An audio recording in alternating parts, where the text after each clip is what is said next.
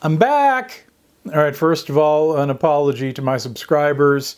I don't know why you people would choose to want to get notifications of when you can look at me again. There's something ain't right about that. But no. It's been a while since I posted a segment. I've had a whole lot of things going on in my life. Trying to prepare for a summer conference my wife and I will be going to later this month. I've been rebuilding this computer behind me, which has been an adventure in and of itself, even if you don't count the situation in which a faulty power supply for the computer exploded right here on the desk next to me, right next to my head. Kind of scared the crap out of me. Fortunately, only figuratively, not literally. But anyway, for a variety of reasons, it's been a while. I decided I want to launch back into it with more stories from the road, more stories about passengers. And in this case, it's a story about passengers who were driven by my passenger. One morning I got a call to pick up this older African-American gentleman, just a very nice fellow. We got to talking and he kept asking me questions that kind of gave me a feeling he was someone who had driven other people before professionally. So I finally asked him, have you done rideshare driving or, something of that nature? And he said, well, he used to be a Greyhound bus driver.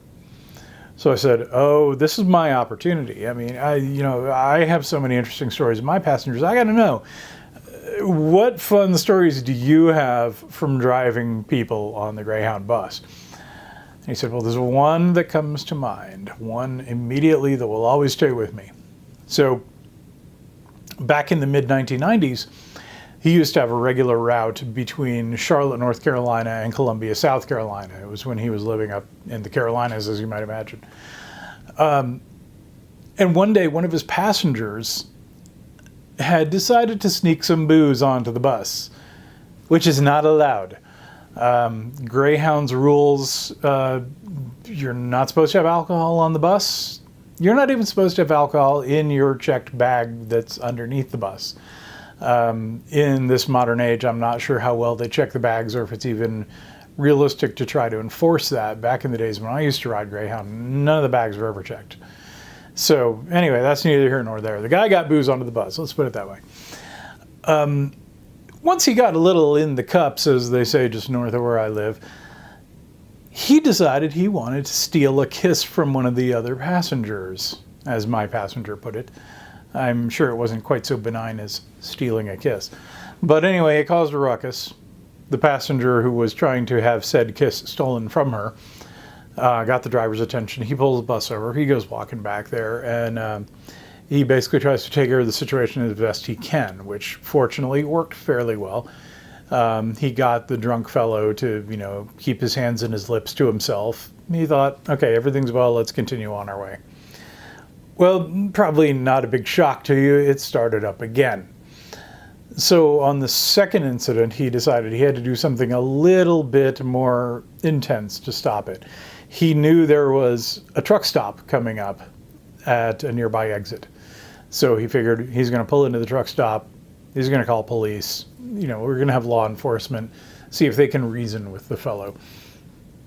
So he gets to the truck stop, pulls the bus in, and it was a very hot day, so he had to leave the bus engine running for the air conditioning, basically, so his passengers wouldn't, die of heat stroke. It could be, bad for business. So he goes into the truck stop, and there are two state troopers having lunch inside. So it works out, much better than he thought, because the two state troopers were more than happy to interrupt their lunch and come outside and see if they could help out. Yeah. How much do I owe?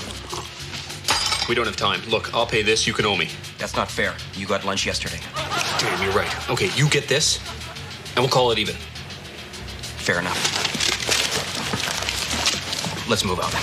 So when they get out to the bus, the boozy guy on board has decided stealing a kiss. That's amateur stuff. He's got to do something a little better. He's trying to steal the bus. He's in the driver's seat trying to get the bus into gear.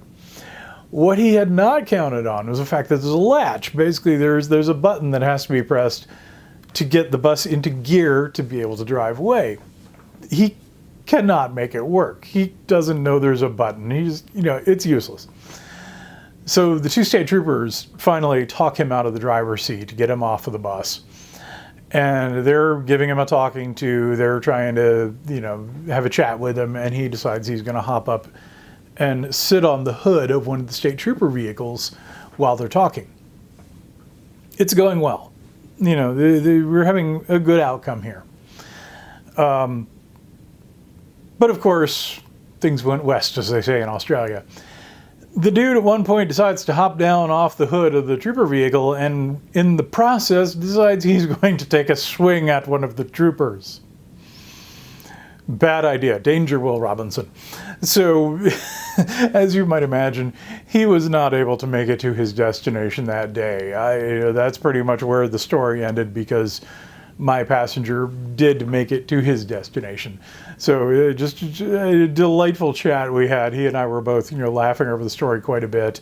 We were both happy that the passenger who was the victim of what was essentially a sexual assault got to her destination okay, while of course the assaulter did not. For more stories of the road, I got tons of them. Click the little subscribe button. I'd love to tell you more about more of my passengers. As always, thank you for watching.